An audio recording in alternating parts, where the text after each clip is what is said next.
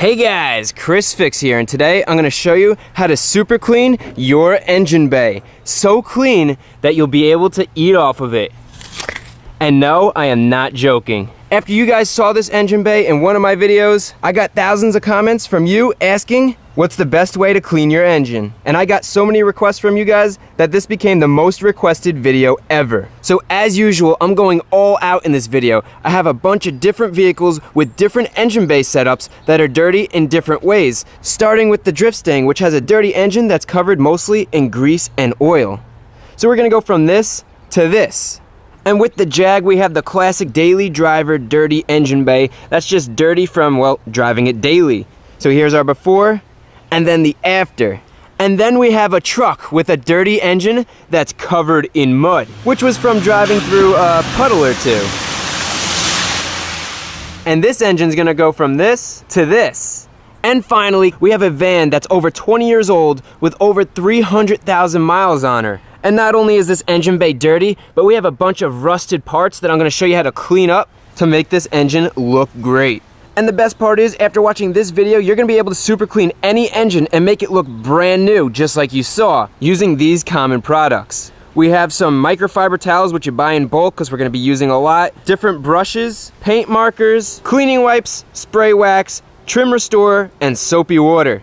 All of these products are inexpensive, and I'll be sure to link them in the description below so you can easily find them. So let's begin. The engine bay super clean process is real simple. Here's the breakdown. First, we're gonna prepare the engine to get cleaned. Then we're gonna do a dry clean, then a wet clean, and then we're gonna dry the engine off and then detail it. And don't worry, I'm gonna explain each step as we go through it. And to be sure I answer all the questions that you might have, I even asked you guys on Instagram what you wanted to know about cleaning your engine. So I'll be answering all those questions and more in this video. So let's get started.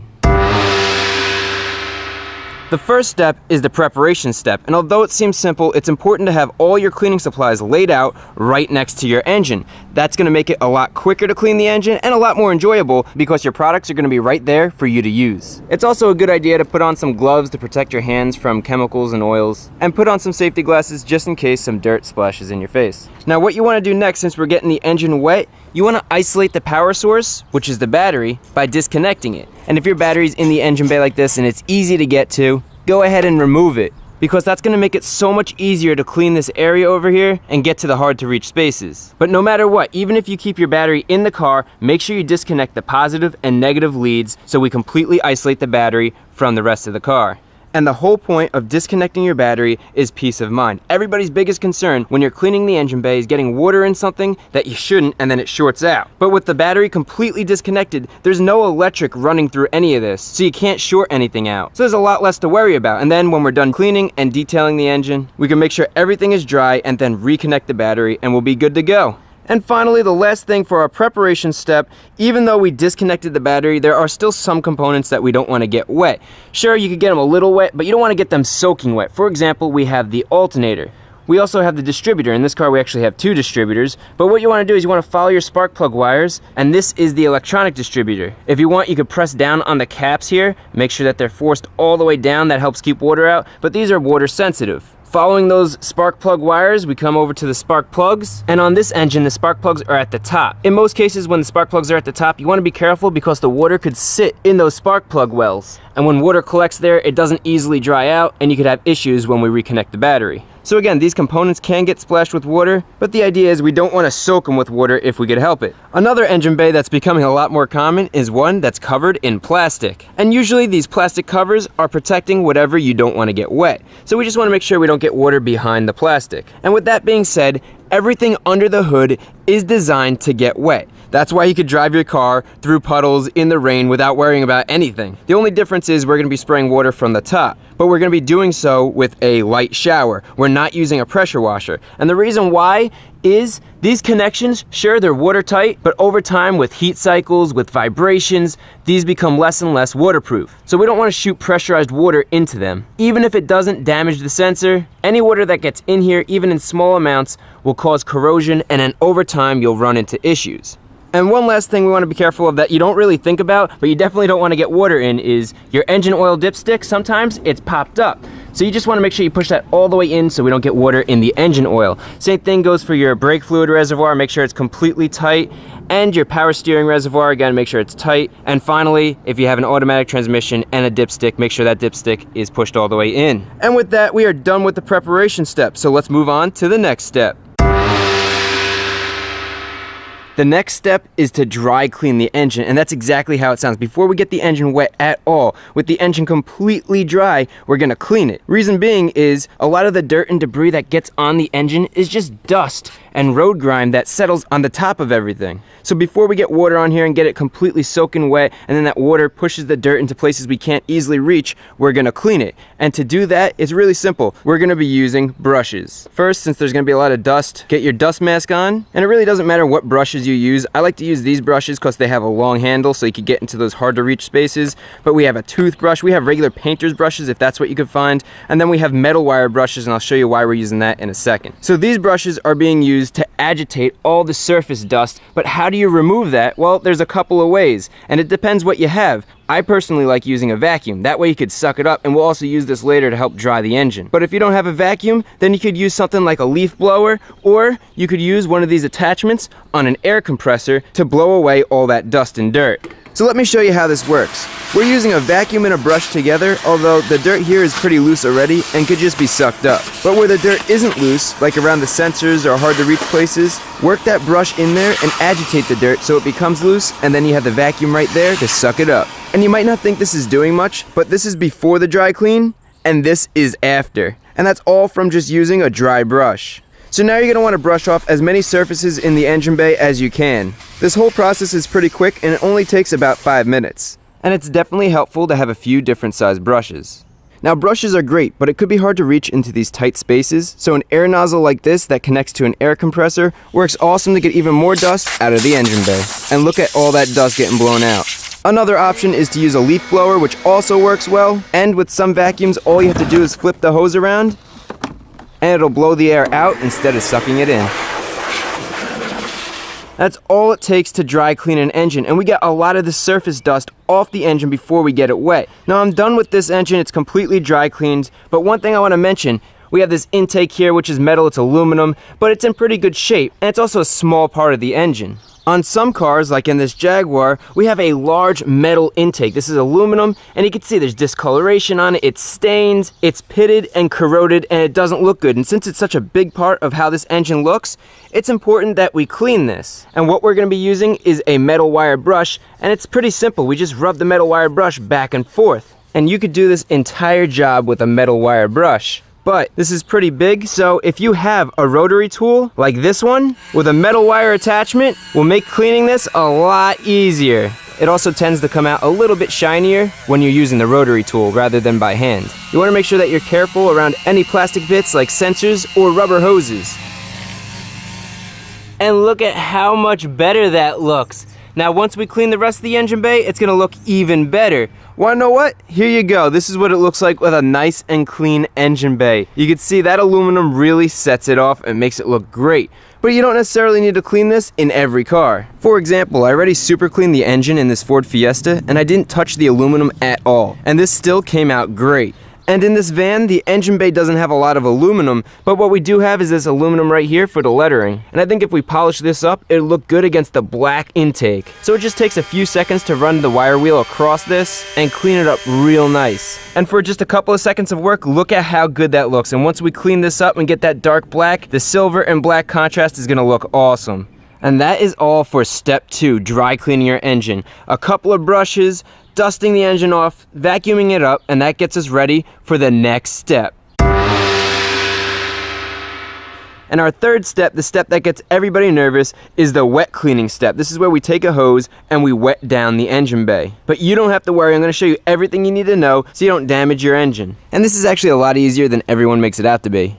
Now a common question is, should you clean the engine when it's warm or cold? And the answer to that is, you could clean it when it's warm or cold. If you're gonna clean a warm engine, just put your hand on top of it and make sure you could comfortably keep it there. If it's too hot, let the engine cool down. You don't wanna put cold water on a hot engine because it causes the metals to contract quickly, and that could either warp or crack engine parts. But a warm engine is definitely better to clean on than a cold one because all that dirt, grime, and grease comes off easier when it's warmer. Just think about cleaning dishes. You clean dishes with warm water, not cold water. But you can clean an engine when it's cold. In this case, I'll be cleaning a cold engine, so you'll see how it comes out. And let me show you what we're going to be using to clean it. Again, not too many materials. We have our hose, we have these cleaning wipes, soapy water, a garbage bag, some microfiber towels, and an assortment of brushes and pipe cleaners. The first thing we're gonna do is grab our garbage bag because we're gonna be cleaning the top first. We're gonna be working our way top down. Everybody forgets the hood, but that's a pretty important part. So what you want to do is you want to cover the bulk of the engine. You don't want a lot of water getting on top of the engine. It's okay to get off to the sides, but you definitely don't want to soak the top of the engine. And this goes for any engine you're cleaning, whether in a truck,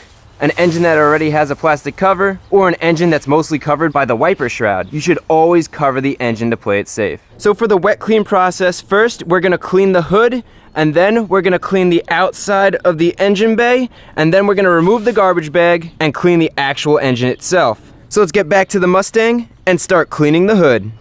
First, you want to hose down the painted surfaces on the hood, and that garbage bag is working great to keep that engine dry. Since our hood liner is dirty, rinse that off as well, but if your hood liner is sagging or looks delicate, don't get it wet because water is only going to make it worse. But this one's in good shape, so I have no problem spraying it down. Next, grab a degreaser like soapy water and spray down the hood liner and painted surfaces. Now with a microfiber towel, simply wipe down the painted surface and remove the dirt and grease. It should come off pretty easily. If your hood liner is really dirty, use some carpet cleaner and let it soak. Carpet cleaner works great on hood liners. Finally, rinse everything down with water and wash all the dirt away.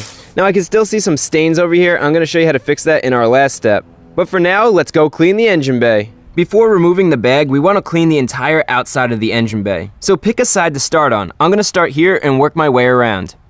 First, rinse down this part of the engine bay to remove all the surface dirt. Don't use a high pressure jet setting which could force water into electrical connectors. Next, grab a cleaning wipe and wipe down the easy to reach surfaces. The cleaning wipes not only absorb the dirt, but it helps remove the oils and grease. And you can tell this is getting clean because check out how dirty this wipe is. Now we want to rinse away all that dirt that we loosened up. And then grab your favorite degreaser. In this case, I'm using soapy water, which is just a squirt of dish soap, and the rest filled with warm water. Generously spray down the entire area, and I like using dish soap because it's strong enough to clean the grease, but it also won't degrade the metal or the rubber or plastic surfaces in the engine bay. Then grab a brush and wipe down every surface that you could reach. The more surfaces that you could brush, the cleaner the finished product's gonna be. So for any really tight spots, you could grab your pipe cleaner, and these work awesome for getting into those spots you can't normally get into.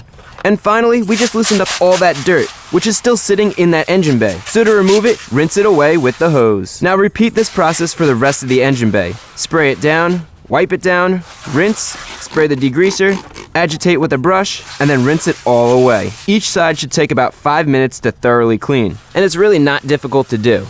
And with everything around the engine bay cleaned up, now we want to carefully remove that bag so we don't get water all over the engine. And the bag trick does a great job at keeping your engine dry. And at this point, we're at the hardest part of this whole process. We're going to be cleaning the engine, and we have a big V8 engine here, so we have a lot of area to cover. If you have a smaller 4-cylinder engine, it's a lot quicker. But as you can tell, we have a ton of hoses and wires and just a lot of little crevices to get into to get this clean. So that could get overwhelming real quick. But I have a bunch of tips and tricks I'm going to show you to make it so it's not that bad. And the first one is split the engine down the middle and pick a side to start cleaning on. So I'm going to start on the passenger side, and I'm going to be working my way from the front to the back. And the tricky part to this is we can't use a hose to rinse down the engine.